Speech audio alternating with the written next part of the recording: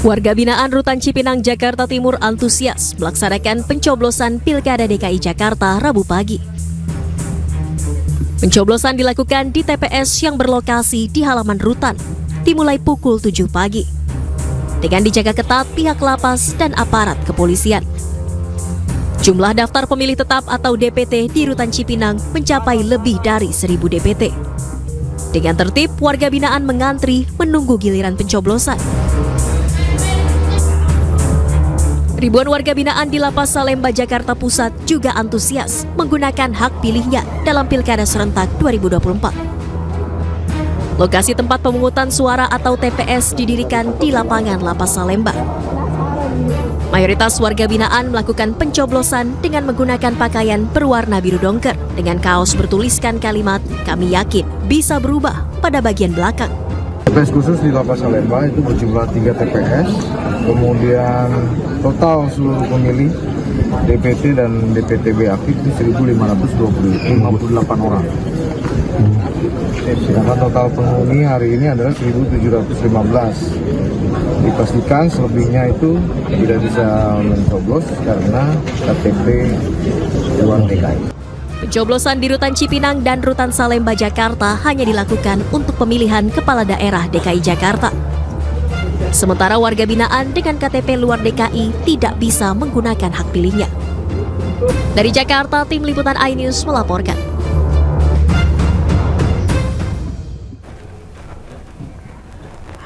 Terima kasih Anda masih bersama kami di Pemimpin Pilihan Rakyat. Pemirsa, saya ke Mas Ardian. Mas Ardian, angka di Jakarta yang datang ke TPS hanya 53%. Setengahnya lebih dikit. Itu apa yang menjadi penyebab drop sekali kalau dibandingkan dengan 2017? Ya, pertama memang nggak bisa dipungkiri bahwa sekarang kita pemilihan ini kan di bulan November ya. November, kemudian juga di tanggal-tanggal ujung, yang mana memang berhubungan juga dengan cuaca, itu juga sering jadi banyak yang mager ya? Banyak mager, kemudian juga ada beberapa daerah yang hujan misalnya kan, yang hujan, kemudian juga mungkin juga ada yang banjir dan sebagainya ya, sehingga memang persiapan-persiapan ini seringkali terhambat, bahwa orang misalnya ingin sekali memilih, tapi karena ada halang-halangan ini akhirnya orang nggak jadi datang ke TPS, meskipun itu faktor dari luar ya. Kemudian dari faktor dalam juga bisa kita lihat bahwa animo masyarakat kalau dilihat yang sekarang memang tidak terlalu besar dibandingkan dengan yang sebelumnya. Ini bisa jadi karena pertarungan yang ada di Jakarta ini juga mungkin panas-panasnya baru di akhir-akhir aja. Bahwa di tengah-tengah atau di awal-awal kan relatif agak landai lah ya, tapi baru di ujung-ujung baru agak naik, tapi naik pun eskalasinya kan tidak terlalu tinggi ya, sehingga masyarakat pun animonya tidak terbawa ke arah sana. Dan juga ya beragam juga di Jakarta ini kan, ada orang secara ideologis juga mungkin berpikiran bahwa ya siapapun yang dia pilih tidak merubah pribadi dia masing-masing, sehingga dia tidak menyalurkan hak pilihnya itu sendiri. Atau kita mesti lihat mungkin pantauan lalu lintas ke puncak dari Bandung, apakah banyak yang plat B ke sana? Ya, ini juga sebenarnya udah diantisipasi ya. Kenapa misalnya pemilihan ini di hari Rabu. Itu juga sebenarnya udah diperkirakan untuk hal itu. Cuman mungkin ke depannya ya jangan sampai hal-hal yang seperti tadi itu, cuaca misalnya kan yang paling berpengaruh juga cuaca ini, bahwa ketika hujan orang juga tingkat partisipasinya agak rendah di berbagai daerah. Dan ini juga tidak hanya melanda di Jakarta saja. Kita melakukan quick count di 7 provinsi terbesar di Indonesia, mulai dari Sumut juga ada, sampai dengan Jawa Barat, Jawa Tengah, Jawa Timur, Banten, sampai dengan Sulawesi Selatan, dan hampir rata-rata secara video itu di bawah 70%. Ada memang yang 63, 67, tapi memang rata-rata di bawah 70%. Padahal sebelum-sebelumnya kan ada juga yang mencapai 70, bahkan 75 atau bahkan 80. Paling tinggi berapa persen? Sementara yang kita catat ini ada paling tinggi di angka 67%. Itu daerah? Itu daerah kalau nggak salah Sumatera Utara ya, kalau nggak salah ya. Nanti coba kita lihat datanya secara. Barangkali datanya bisa di-spill ya. Izin ya Bapak-Bapak, kita coba spill daerah-daerah lain di Sumatera Utara. Coba diceritakan kepada kita yang unggul di sana. Kami dengar terakhir versi hitung cepat. Oke, kita mulai dari Jawa Timur, boleh? Oke, silakan. Sebagai pemilih dengan jumlah proporsi kedua terbanyak di Indonesia ya. Jadi Jawa Timur ini kita lihat bahwa VTO tadi di angka 65,14%. Jadi memang ini juga ya angka yang relatif sebenarnya nggak terlalu tinggi juga ya, karena biasanya tinggi kan rata-rata target KPU itu di atas 70% ya, 70%, betul. 70-30 gitu ya, dengan 65, tapi memang ini lebih tinggi daripada Jakarta yang tadi itu. Dan yang Kemudian unggul versi quick count di sana adalah Khofifah Indar Parawansa, Emil Elistianto Dardak ya, dia di angka 58,02%. hampir dipastikan bahwa ini bisa dikatakan gubernur terpilih, versi dipastikan pemenang gubernur terpilih. Oke. Dipastikan karena memang pertama kedua yang calon nomor Tri Risma hari ini dan Gus Han misalnya dia dapat 33,53%. Oke. Kemudian Luluk Nur Hamidah dengan Lukmanul Hakim dari PKB dia dapat 8,45%.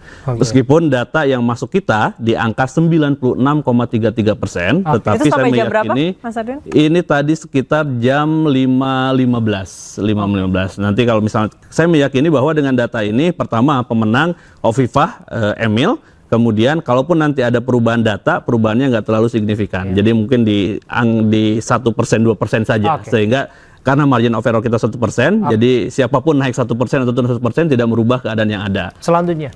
Jadi Pilgub Jawa Timur dimenangkan Khofifah Indar Parawansa, Emil Dardak. Kemudian kita coba ke pemilih terbanyak di Indonesia di Provinsi Jawa Barat. Ini juga Kang Deddy Mulyadi ya. ya, Kang Deddy Mulyadi 60% dan lebih. Erwan Setiawan dapat 60% lebih, tepatnya di angka 62,22%. Oh. Di sana ada 4 calon, ada calon juga dari PKS misalnya, ini Pak Ahmad Saihu dengan Ilham Akbar Habibi, dia dapat 18,28%. Ya. Kemudian ada juga yang ketiganya Pak Acep dengan Gitalis Dwi Natarina, ini di angka 10,47%.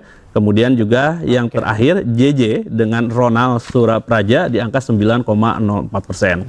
Oke. VTO di sana ini agak rendah dibandingkan dengan Jatim. Sekarang VTO ini di angka 62,86%. Kemudian data yang masuk di angka 95,33%. Ya. Lagi-lagi kalaupun misalnya nanti ada penambahan sampai dengan 100%, saya meyakini bahwa pemenang di Pilgub Jawa Barat ini adalah Deddy Mulyadi dan Erwan Setiawan ini. Karena memang secara angka juga sudah tidak banyak berubah. Oke. Untuk Jawa Tengah? Jawa Tengah ini Andika Perkasa, Hendar Prihadi, ini dapat angka 41,53%. Dan di sana head to head, sehingga angka Ahmad Lufti Tajiasin ini di angka 58,47%. Oke. Ini juga bisa kita bilang bahwa pemenang Pilgub Jawa Tengah ini memang Ahmad Lufti dan Tajiasin. Karena memang selisihnya juga begitu jauh. Kemudian meskipun data sampel yang masuk kita baru di angka 86,67 tadi jam 5 tadi itu ya. Tetapi karena persebarannya sudah merata, kemudian tidak ada lagi daerah-daerah yang kira-kira bisa merubah peta secara keseluruhan, ini kita bisa ambil kesimpulan bahwa pemenang di Jawa Tengah, Pilgub Jawa Tengah, Ahmad Lufti Tajiasin. VTO ini agak tinggi, di angka 68,43. Masih tetap di bawah 70%, tapi lebih tinggi dibandingkan Jawa Tengah maupun juga dibandingkan Jawa Barat maupun juga Jawa Timur ya. Untuk Sumatera Utara, Bang? Sumatera Utara, kita langsung ke Sumatera Utara. Ini memang pertarungan head to head juga, jadi hampir sama dengan Jawa Tengah. Di sini Bobi Nasution itu unggul di angka 62,2%. Kemudian Edi Rahmayadi dengan Hasan Basri Sagala 38,8%. Oke. Jadi di Pilgub Sumatera Utara ini juga sudah bisa kita katakan selamat datang gubernur baru. Oke.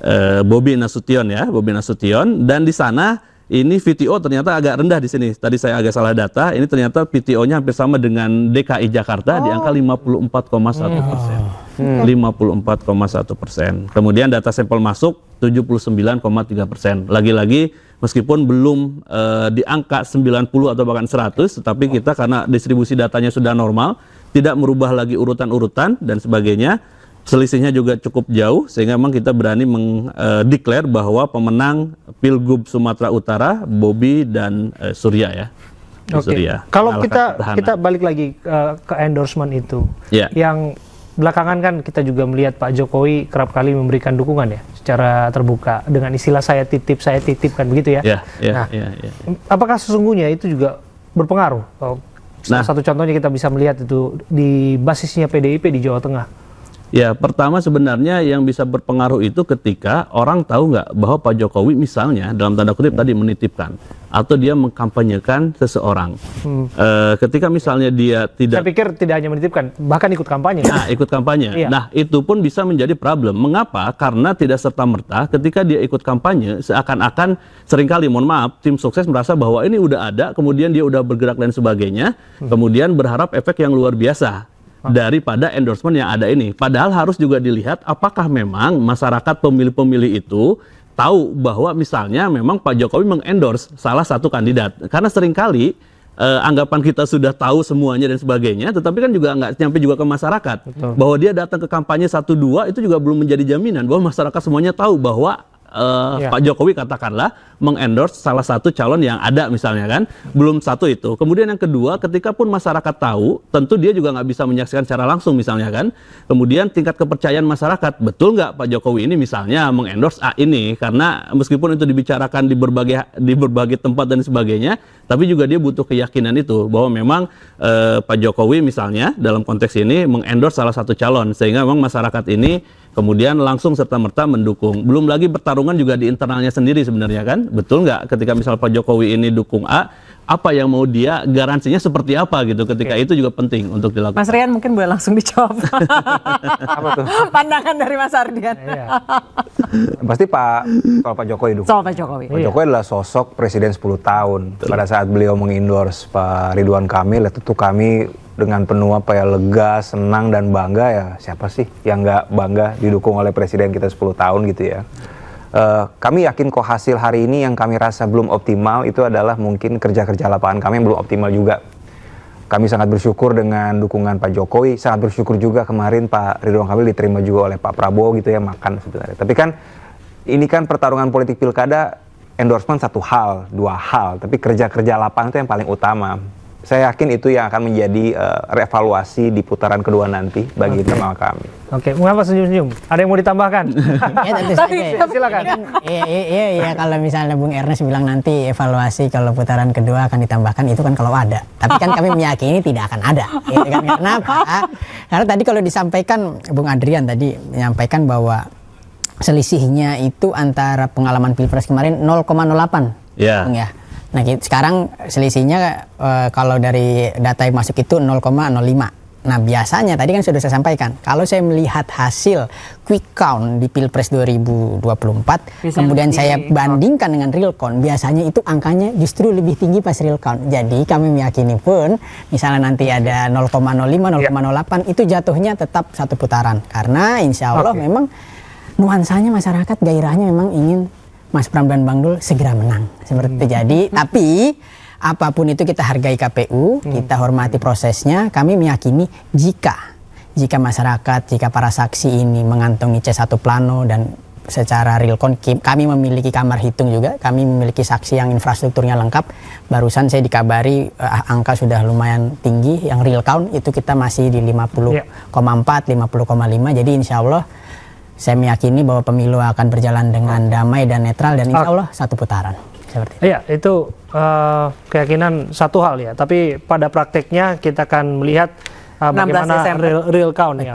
Ini menjadi satu hal yang kemudian menentukan nanti. Di samping bahwa hari ini kita membahas hasil hitung cepatnya. Dan pemirsa tetaplah bersama dengan kami. Saya Abraham Silaban dan Anissa Dasuki. Kami akan kembali saat lagi untuk Anda dalam Pemimpin Pilihan Rakyat saat lagi.